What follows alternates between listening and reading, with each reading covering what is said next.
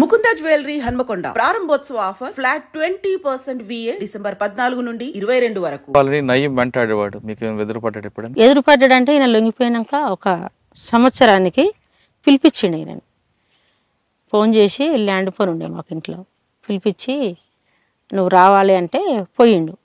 ఏంది నువ్వు నాకు పని చేయాలి, నాకు సహకరించాలి అది ఇది అని అంటే, లేదు నేను లొంగిపోయి నేను ఇంటికాడ బతుకుతున్నా, నేను ఎవరికి సహకరించేది లేదు, నా బతుకు నేను బతుకుతున్నా, నేను రాను, ఎక్కడికి రాను, ఎవరికైనా నేను పని చేయను, నా పని మీద నేను ఉంటాను, అంతేగాని నేను ఎవరికైనా సహకరించాను, నాకు ఎవరితో సంబంధం లేదన్న ఆలోచనతో వెళ్ళొచ్చిండు. ఇక అప్పటి నుండి మమ్మల్ని ఏం పిలవలే. మరి ప్రస్తుతం ఎలాగ నడుస్తుంది మీ కుటుంబం? ఇప్పుడు అంటే ఇక పిల్లలు పెద్దగా అయిపోయారు, వాళ్ళ పెళ్ళిళ్ళు చేసేసినాం, మనవరాళ్ళు కూడా వచ్చేసారు ఇప్పటి వరకు.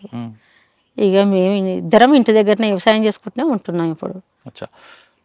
ఫైనల్గా చెప్పమ్మా, భర్త అడుగుజాడలు నడిచావు, అది మంచో చెడో తర్వాత విషయాన్ని ఆయన నమ్ముకున్నావు కాబట్టి ఆయన వెంట నడిచావు, ఆయన లక్ష్యంలో కూడా ఒక భాగస్వామి అయ్యారు, మీరు కూడా అయ్యి ఒక ఉద్యమంలో మీరు కూడా ఒక పాత్ర పోషించారు. అంటే భర్త భార్య మధ్యన అనుబంధం అలా ఉందని మీరు ప్రూవ్ చేశారు. కానీ ఇప్పుడున్న పరిస్థితుల్లో కొంతమంది భర్త మాటలు వినకుండా, భర్త అడుగుజాడలు పక్కన పెట్టండి, ఆయన మాట వినకుండా ఇద్దరి మధ్యన చిన్న చిన్న విషయాలకి విభేదాలు తీసుకొస్తూ ఇద్దరు విడిపోతున్న పరిస్థితులు కనిపిస్తున్నాయి, విడాకులు తీసుకుని.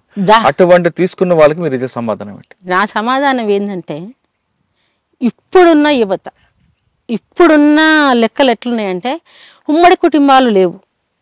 ఒకప్పుడు ఉమ్మడి కుటుంబాలు ఉండే, ఉమ్మడి కుటుంబాలు తప్పులు ఏం జరిగినా పెద్దవాళ్ళు సర్దిద్దేవాళ్ళు. ఇప్పుడు అది లేదు. అత్త మామ వద్దు అన్న లెక్కలకు ఇప్పుడు ఉన్న సమాజం జరుగుతుంది. ఆ లెక్కలనే, భార్య చెప్పిన లెక్కలనే భర్త లెక్కలు నడుస్తున్నాయి. అలాంటప్పుడు వాళ్ళకు మంచి చెడు అనేది వాళ్ళకి అనుభవం లేకుండా అలాంటివి జరుగుతున్నాయి. ఉమ్మడి కుటుంబాన్ని ఎన్నుకోవాలి, ఎందుకంటే అదే బెటర్, మంచి చెడు వాళ్ళు చూసుకుంటారు. అదొకటి. కానీ పెంచిన తల్లిదండ్రులను కూడా వాళ్ళు మర్చిపోవద్దు.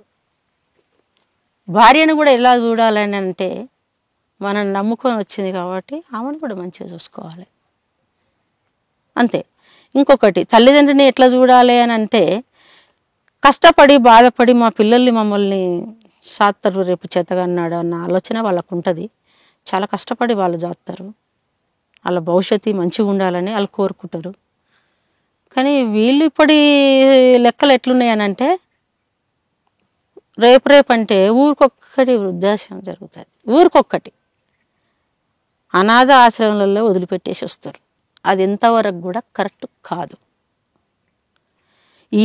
వీళ్ళకు అప్పటోళ్ళు ఉండి అన్ని రకాలుగా మంచి చెడు చెప్పారు కాబట్టి అప్పుడు మంచిగా ఉన్నాయి.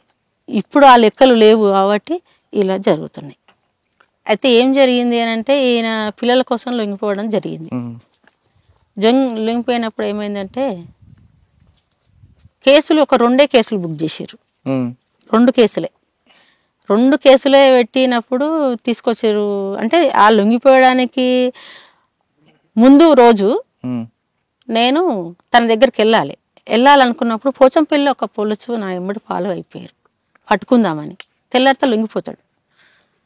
నేను బస్సులో కూర్చున్నా, నా ఎమ్మడి ఫాలో అయ్యిండు. అయినప్పుడు నేను గుర్తుపట్టేసిన, అసలు నా గురించే ఈయన వస్తుండే అనే ఆలోచన నాకు వచ్చేసి, నేను చైతన్యపూర్ రాగానే లేచిన, తను లేచిండు, మళ్ళీ కూర్చున్నా, తను కూర్చుండు. దిల్షునార్ పోయినప్పుడు లేచిన, కూర్చుండు. నేను దిగినప్పుడు తను దిగిండు.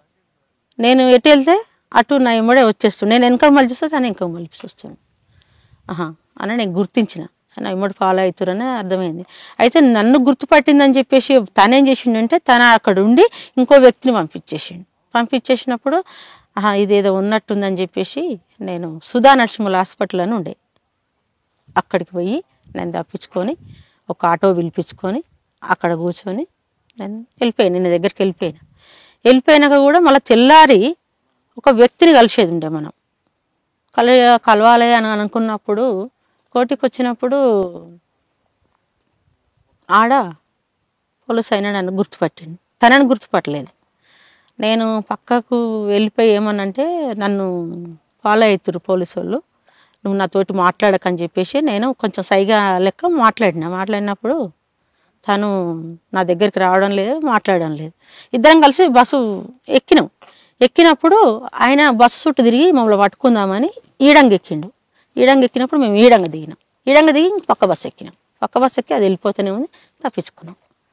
తప్పించుకొని మళ్ళా తెల్లారి ఒక బుర్క ఆటో తీసుకొచ్చి డిఐజీ జేవి రాముడని అక్కడ జేవి రాముడని అక్కడ పంపించేసి అక్కడ నేను వెళ్ళొచ్చిన ఇంటికి. నేను తెలియనట్టే వెళ్ళొచ్చేసినాక పొద్దున్నే పోలీసు వాళ్ళు వచ్చారు. మీ ఆయన లొంగిపోయిండమ్మా, ఒలిగొండలు నైట్ తీసుకొచ్చినామని వచ్చేసారు. నేను అప్పుడు ఒలిగొండకి వెళ్ళిపోయి చూసి కలిసి మాట్లాడినా సరే. ఇక మళ్ళీ ఇంటికి వెళ్ళేసి వచ్చిన. మళ్ళీ తెల్లారి మళ్ళీ పోయినప్పుడు కూడా వాళ్ళు ఏమన్నారు అని అంటే, మరి ఏమైంది సార్, కోర్టు హాజరుపరుస్తుర్రా, నాకు పంపించేస్తుర్రు అని అంటే, మేము రేపు చెప్తామని చెప్పారు. ఆ రోజు కూడా పంపించలేదు. మళ్ళీ తెల్లారి కూడా మళ్ళీ పోతే ఏమైంది సార్, ఇంటికి పంపిస్తుర్రా లేకపోతే కోర్టుకు హాజరుపరుస్తుర్రా అని అంటే ఏం సమాధానం లేదు. నేను విలేకరుల దగ్గరికి పోయి విలేకరులను తీసుకొని అక్కడికి పోయినప్పుడు ఏందమ్మా నువ్వు విలేకరులను తీసుకొని ఇక్కడికి వచ్చినవి ఏంది అని అంటే, లేదు మా భర్త లొంగిపోయింది కదా, నాకు పంపిస్తలేరు, కోర్టుకు హాజరుపరుస్తలేరు ఏందనే ఆలోచనతోటి నేను తీసుకొచ్చినాను అన్నప్పుడు అప్పుడు డిఎస్పీ గారు రవీందర్ రెడ్డి సరెండర్ చేశారు. రవీందర్ రెడ్డి, ఈ శ్రీనివాసు నాయుడు, రావణపేట సిఐ వీళ్ళందరూ వచ్చేసి ఏందమ్మా ఇట్లా అట్లా అంటే, ఇప్పటికన్నా మంచిగా ఉండు అది ఇది అని చెప్పేసి వాళ్ళు మాట్లాడినప్పుడు ఇక నేను ఇంటికి తీసుకొని వచ్చినప్పుడు జనాలకు ఎట్లుందంటే, అందులో మనిషి డైరెక్ట్ నడుచుకుంటూ వస్తుండే, అసలు ఏంది అనేది జనాలంతా ఇట్లా చూడడం అనుకోకుండా వచ్చేస్తుండే. కాబట్టి అట్లా ఒక 2 నెలల తర్వాత మళ్ళా కోర్టుకు రిమాండ్ పంపించేసారు.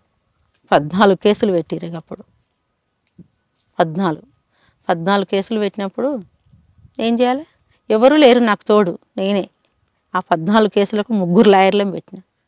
3 లాయర్లను పెట్టి బెయిల్ తీసుకొచ్చిన.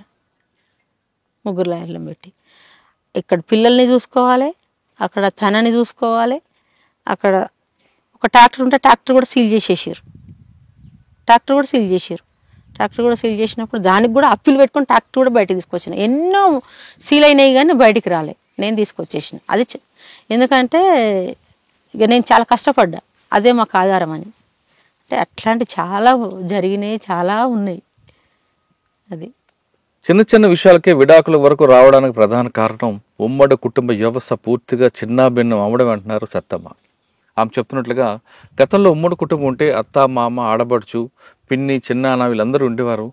ఎవరైనా భార్యాభర్తల మధ్య చిన్న చిన్న విభేదాలు వస్తే వాళ్ళందరూ కూర్చొని ఆ సమస్య పరిష్కరించేవారు. కాబట్టి ఎలాంటి ఇబ్బంది లేకుండా ఆ కుటుంబం సజావుగా సాగేది. కానీ ఆ కుటుంబం ఉమ్మడి కుటుంబం చిన్నాభిన్నం అవడంతో ఇటువంటి సమస్యలు భూతద్దాలను చూసుకొని భార్యాభర్తల మధ్యన దూరం పెరిగి విడాకుల వరకు వస్తుంది అంటున్నారు సత్తమ్మ అలియాస్ జ్యోతక్క. ఆమె చెప్తున్నట్లుగా ఇప్పటికైనా కుటుంబం పెంచండి, ఉమ్మడి కుటుంబంతో ఉండండి, అమ్మ నాన్న అందరితో కలిసి ఉండండి. మీ కష్టాలని వాళ్ళు షేర్ చేస్తుంటే వాళ్ళతో పంచుకుంటే ఖచ్చితంగా దాని సమస్యకు పరిష్కారం దొరుకుతుంది. కానీ పంచకుండా మీలో మీరే మదన పడితే ఖచ్చితంగా విడాకుల వరకు వస్తుంది. తర్వాత కొంతమంది ఆత్మహత్య వరకు వెళ్తున్నారు. ఆత్మహత్య చేసుకోవడం పెరుగుతాను అంటూ జ్యోతక్క చెప్తున్నారు. ఇది జ్యోతక్కతో ఎక్సలెంట్ ఇంటర్వ్యూ. వచ్చే వారం మరొక ఇష్టం మళ్ళీ కలుద్దాం. అందరికి నమస్తే. థ్యాంక్ యూ అక్క.